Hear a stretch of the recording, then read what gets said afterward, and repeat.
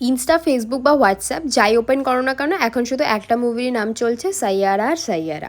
So আমি আর বোন মিলেও ঠিক করলাম আমরাও মুভিটা দেখতে যাব, কিন্তু সব থেকে বেশি অবাক হলাম যখন আমি বুক মাই শোটা ওপেন করলাম।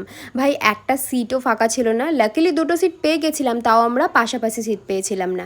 আমরা দুজন মিলে চলে গেছিলাম কল্যাণী এসভিএফে, যেটা আগে বিদ্যাসাগর মঞ্চ ছিল। আমি প্রায় 6 বছর পর এই হলটাতে গেলাম, সব কিছুই পুরো চেঞ্জ হয়ে গেছে। এবার আসি মুভির রিভিউতে। ইন্টারভ্যালের আগে অবধি অতটা ভালো না লাগলেও ইন্টারভ্যালের পর মুভিটা লিটারালি সকলকে চমকে দিয়েছিল। পুরো হল প্রিন্ট অফ সাইলেন্স ছিল। হ্যাঁ, মিক্সড ইমোশনে দেখা যাচ্ছিল, অনেকে কান্নাকাটিও করছিল। আমার জানা ছিল কেন মুভিটা এত ওভার হাইপ। মুভিটা দেখে বুঝলাম সত্যি মুভিটা খুব ভালো বানিয়েছে। তবে অনেকে এটার সাথে আশিকি টু তুলনা করছে। Aashiqui two is Aashiqui two, ওটাকে কেউ বিট করতে পারবে না। নো ডাউট মুভিটা ভালো বানিয়েছে। আমি এটা নিয়ে একটা লং ফর্মের ভিডিও খুব তাড়াতাড়ি বানাবো। যারা আমার চ্যানেলে নতুন তারা কিন্তু চ্যানেলটাকে সাবস্ক্রাইব করে দিও। আর সব থেকে বেস্ট পার্ট হচ্ছে এখানে স্যাড এন্ডিং দেয়নি, হ্যাপি এন্ডিং দিয়ে মুভিটা শেষ করে আমাদের সকলের মন জয় করে নিয়েছে।